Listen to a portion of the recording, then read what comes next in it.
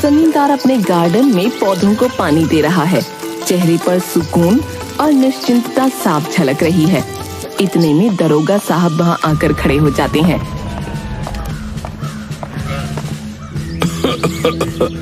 अरे जमींदार साहब, अरे माफ कीजिएगा, ये पौधे छोड़िए।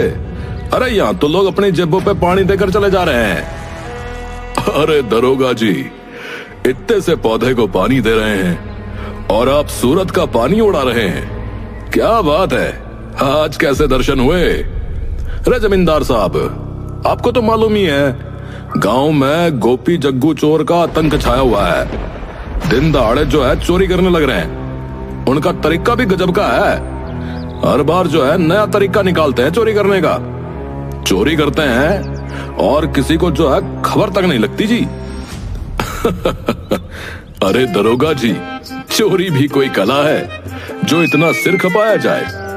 हमें तो लगता है आप अपने काम में भी थोड़ा हंसी मजाक मिला लिया करें। अरे ये मजाक की बात ना है जमींदार साहब, मनने लाग रहा है कि आपको ही रात में चोरी का मजा चखाना पड़ेगा, समझे? अरे दरोगा जी, गोपी जग्गू को लेकर इतनी टेंशन मत लीजिए। ये चोर मेरे सामने आएंगे तो खुद ही रोटी बनाने लगेंगे। क्यों उनसे डरे हम? देखिए जमींदार साहब, इनकी चालें इतनी सातिर है कि सारा गांव परेशान हो लिया।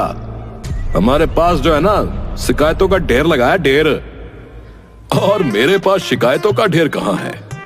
देखिए दरोगा जी, चोरी करना किसी हुनर से कम नहीं है। उस पर भी नया तरीका आजमाना तो एकदम कलाकारों वाली बात है। लगता है आप समझ नहीं रहे जमींदार साहब। ये गोपी जग्गू कोई साधारण चोर ना है। कहते हैं उन्होंने अपने घर में चोरी के सामान का जो है ना म्यूजियम बना रखा है, म्यूजियम। अरे वाह, तो हमारे गांव में भी म्यूजियम खुला है भाई। देखिए दरोगा जी, हमारे जैसे जमींदार तो यूं ही दरोगाओं के कहने पर डरने लगे तो हमारी इज्जत कहां जाएगी। अच्छा तो ठीक हो लिया फिर, लेकिन आपको यह सलाह जरूर दूंगा कि किसी को भी नौकर रखने से पहले 100 बार सोचें। चोर जो है ना आजकल नौकर बनकर ही घरों में घुस रहे हैं। मतलब दरोगा जी, अगर हमें कोई नया नौकर रखना है तो उसे भी गोपी जग्गू का सर्टिफिकेट लेना पड़ेगा क्या? ऐसा क्या कह रहे हैं आप भाई? हाँ, मजाक बनाते रहिए। जब कोई आपकी तिजोरी का ताला भी खोल लेना तब हमें याद कीजिएगा। देखिए दरोगा जी, हमारे पास तिजोरी में ऐसा कुछ नहीं रखा कि गोपी जग्गू उस पर नजर गड़ाए। हाँ, बस आपको एक कड़ी सलाह दूंगा, थोड़ा मुस्कुराया कीजिए। जीवन में हंसी का पावर भी जरूरी है भाई। हाँ, हंसी का पावर भी देख लीजिएगा आप। जब गोपी जग्गू का पावर आपके गार्डन में लगे पौधों को उखाड़ देगा, तब इस हंसी को जो है ना हम भी देखेंगे जी। ठीक है दरोगा जी, आप भी देखिए और हम भी। वैसे चाय पियेंगे? चाय का क्या करना है, मुझे अपने काम करने दीजिए। दरोगा वहां से गुस्से में निकल जाता है और जमींदार हंसते हुए उसे देखता रहता है।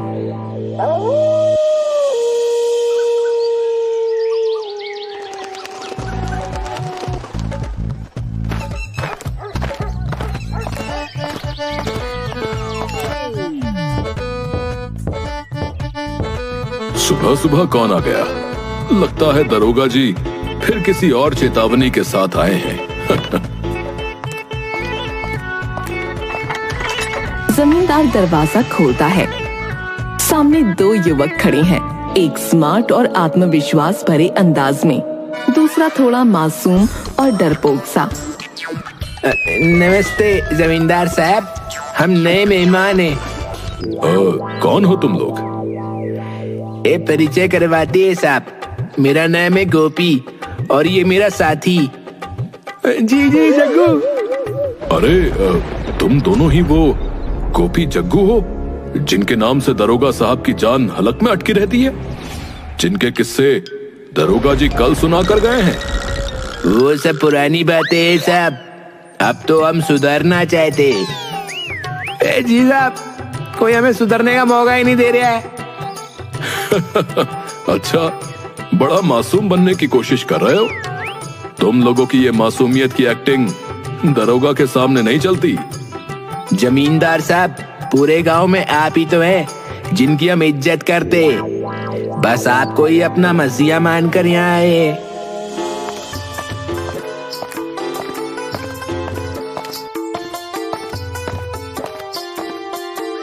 पिताजी, कौन है ये लोग? ये दो महानुभाव वही हैं जिनके किस्से कल दरोगा जी सुना कर गए थे। कहते हैं ये अब सुधरना चाहते हैं। अच्छा, तो ये वही गोपी जग्गू हैं? जी दीदी, बस एक मौका दीजिए, हम काम करना चाहते हैं ईमानदारी से। दीदी, हम सच में सुधरना चाहते हैं, हमें कहीं काम नहीं मिलता, आप ही हमें अपनी छांव में रख लीजिए। पिताजी, क्यों ना इन्हें एक मौका दिया जाए कि काम करेंगे और इनका सुधार भी हो जाएगा। भरोसा नहीं कर सकते तो एक काम करें, इन्हें काम के बदले बस खाना पीना दीजिए, पैसे मत दीजिए। ऐसे में अगर ये सच में सुधरना चाहते हैं तो रुकेंगे, वरना खुद ही भाग जाएंगे। हाँ, ये बात तो सही है। अच्छा सुनो गोपी जग्गू, काम करोगे तो सिर्फ खाने को मिलेगा, पैसा वैसा कुछ नहीं, समझे? साहब, हमें तो बस मौका चाहिए, काम के नाम पर आप जो देंगे वही सही। बिल्कुल, हमें आपके यहाँ काम करना है, पैसा बाद में देखेंगे ना। जमींदार और सौम्या दोनों सहमति में सिर हिलाते हैं। तो ठीक है, कल से काम पर लग जाओ। सुबह उठकर साफ सफाई से लेकर बगीचे की देखभाल सब तुम्हारे जिम्मे। जी साहब, आप निश्चिंत रहिए, सब चमकता हुआ मिलेगा एकदम चकाचक। बहुत बहुत धन्यवाद साहब, आपने हमें मौका दिया। जमींदार के मन में एक मुस्कान है, क्योंकि बिना पैसे दिए दोनों को काम पर रख लिया है। गोपी जग्गू एक दूसरे की ओर देखकर मुस्कुराते हैं और अंदर जाते हैं। गांव के चौपाल पर मुखिया जी और उसकी पत्नी बिंदिया बैठे हैं। बिंदिया उत्साह में मुखिया को बताती है, सुनो जी, आपको पता है जमींदार ने वो मशहूर गोपी जग्गू चोरों को अपनी हवेली में नौकर रख लिया है। चुप कर बिंदिया, बड़ी बड़ी बातें हैं बड़े बड़े लोगों के बीच, तू चपड़ चपड़ बंद कर। हाँ, बड़े लोग हैं, लेकिन चोरों को नौकर रखना बड़ी अजीब बात है। कौन समझाए जमींदार को? जो करना है करने दे जमींदार को, हम क्यों चिंता करें भाई। वाह गोपी जग्गू, तुम लोगों का काम करने का ढंग तो गजब का है। इतने लगन से काम करते हो जैसे गुलाम हो मेरे। साहब, आपके कहने पे जान भी हाजिर है, हम दोनों आपके गुलाम ही तो है। और साहब, आज रात को आपको एक लोरी भी सुनाएंगे, नींद भी सुकून की आएगी यहाँ। अरे वाह, एक तो काम मुफ्त में हो रहा है, ऊपर से लोरी भी। धन्य हो तुम लोग।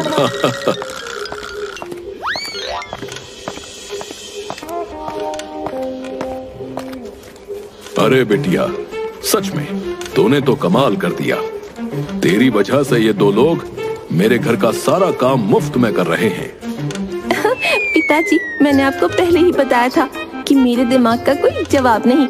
कॉलेज में जब सब मेरे दिमाग के कायल हैं, क्या पता एक दिन मैं आइंस्टाइन की जगह ले लूं। हाँ, क्यों नहीं, एक दिन तू जरूर आइंस्टीन से भी बड़ी बनेगी।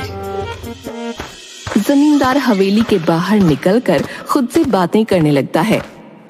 मेरी बेटी का दिमाग सच में बहुत तेज है, कल आइंस्टीन की जगह उसकी तस्वीर होगी। उसी समय मुखिया वहाँ आ जाता है और जमींदार की बात सुनकर ठिठक जाता है। अरे जमींदार साहब, आप ये क्या बड़बड़ा रहे हैं? बेटी की तस्वीर आइंस्टीन की जगह?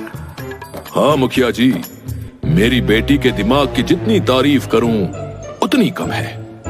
वही तो है जिसने ये गोपी जग्गू को सुधरने का मौका दिया। अब मुफ्त में सारा काम हो रहा है। जमींदार साहब, कुछ समझिए, आपने चोरों को नौकर रख लिया है, ये सही नहीं है। कहीं वो आपसे कोई चाल तो नहीं चल रहे? अरे मुखिया जी, आप भी ना, बड़े लोग बड़े दिल वाले होते हैं, मुझे उन पर पूरा भरोसा है।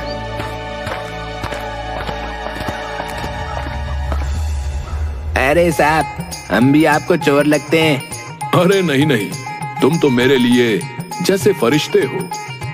देखिए मुखिया जी, हमें भी सम्मान चाहिए। अब हम सुधर चुके हैं। ये जमींदार साहब ही हमारे लिए भगवान जैसे हैं। साहब, अगर आपने हमें काम पे नया रखा होता तो हम कहीं आवारा घूम रहे होते। आप तो हमारे जीवन में एक उम्मीद बनकर आए साहब। हाँ हाँ, तुम लोग तो मुझे और अच्छे लगने लगे हो। ऐसे ही मेहनत करते रहो। देखो जमींदार साहब, बड़े लोग ऐसे भावुक होकर चोरों पर भरोसा नहीं करते।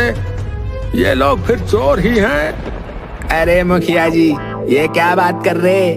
हम तो जमींदार साहब के भरोसे को ईश्वर का वरदान मानते। और वैसे भी अब हम चोर का रहे, हम तो अब जमींदार साहब के नौकर हैं। और ऐसे नौकर जो मुफ्त में सेवा करते हैं। हाँ हाँ, ये बात तो सही है। कोई मुफ्त में काम करने को तैयार हो तो उस पर शक थोड़े ही किया जाता है। अच्छा ठीक है, मैं ही मूर्ख हूँ, आप ही समझदार हैं। पर याद रखना प्रभु, किसी दिन पछताओगे। हाँ। अरे जमींदार साहब, आप समझ क्यों नहीं रहे? चोरों पर भरोसा करना मुसीबत को बुलावा देने जैसा है। कहीं ऐसा ना हो कि आपके घर में ही चोरी हो जाए।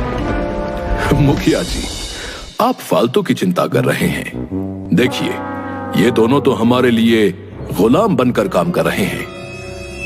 ठीक है, आपको समझाना जो है लगता है बेकार ही है। भुगत लीजिएगा।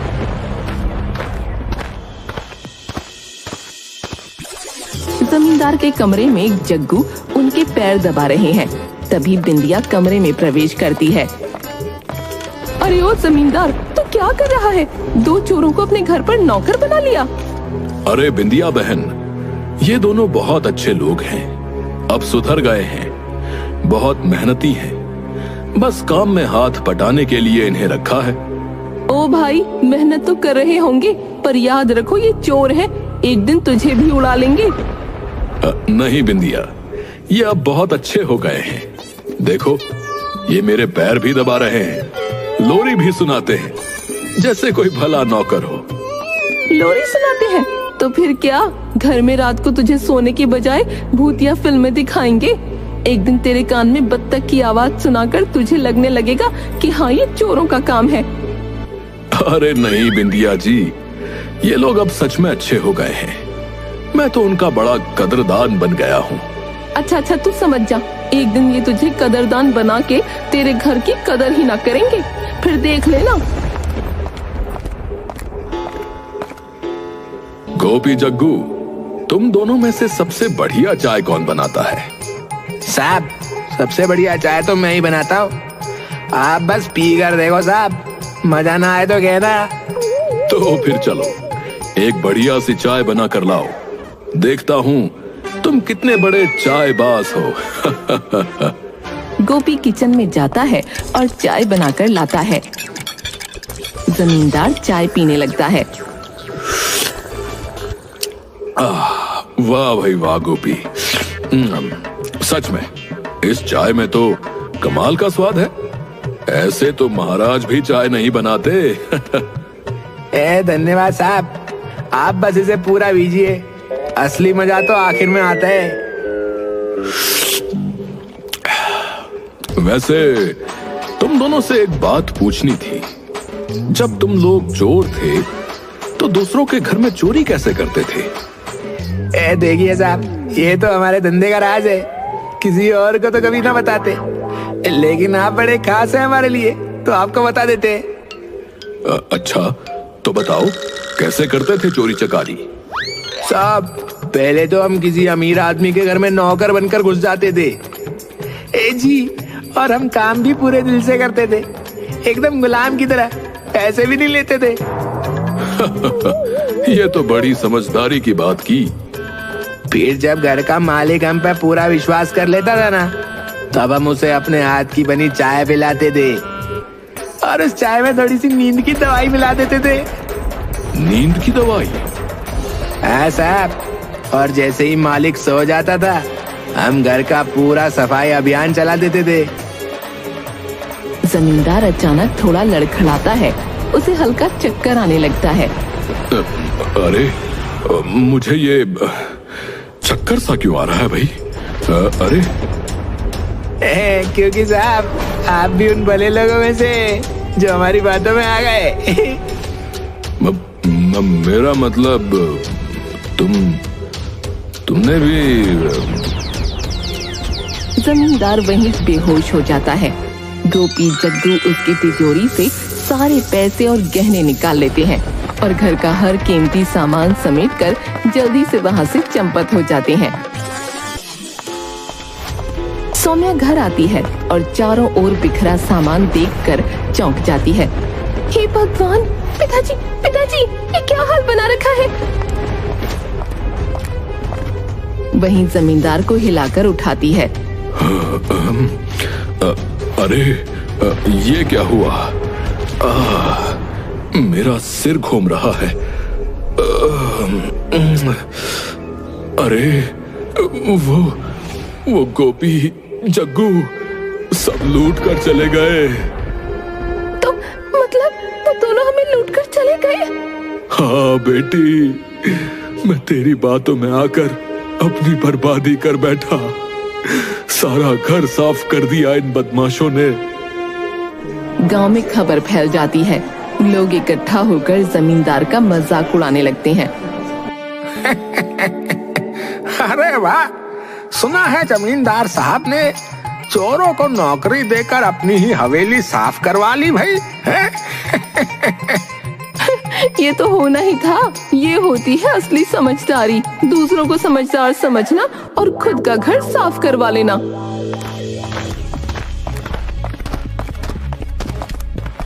जमींदार गुस्से से सौम्या को लेकर थाने पहुंचता है और दरोगा को सारी कहानी बताता है। अरे जमींदार साहब, अरे मैंने पहले ही चेतावनी दे दी थी और आप ही थे जो मेरी बात का मजाक उड़ा रहे थे हैं? दरोगा जी मुझसे गलती हो गई। मैं लालच में आ गया था। प्लीज मेरी मदद कीजिए। अरे वाह भाई वाह, लालच में आकर पूरे गांव का मजाक बनाकर रख दिया और अब आए हो मदद मांगने, है भाई? जमींदार रोने लगता है। दरोगा को तरस आ जाता है और वो गोपी जग्गू को पकड़ने की एक चालाक योजना बनाता है।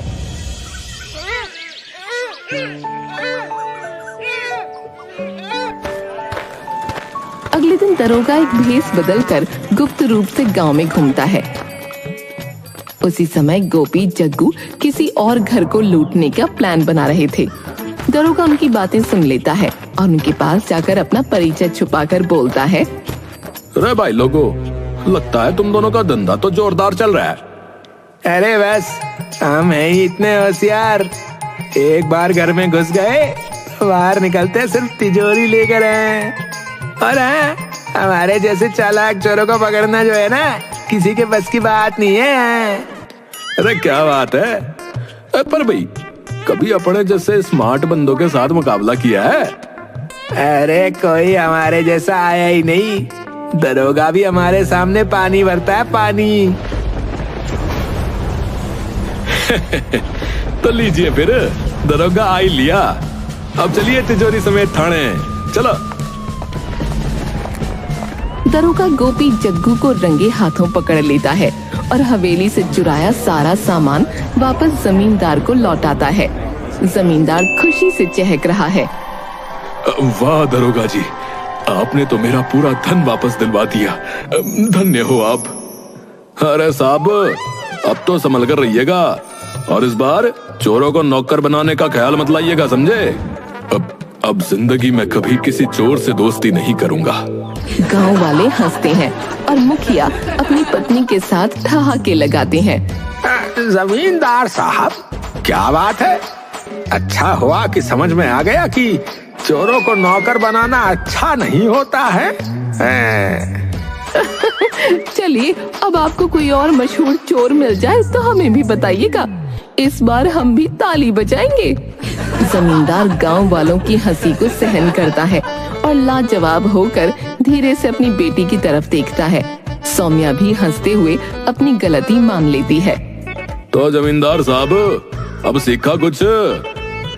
हाँ दरोगा जी, अब समझ में आया, चोर को कभी नौकर नहीं बनाना चाहिए, चाहे वो कितना भी मासूम दिखे।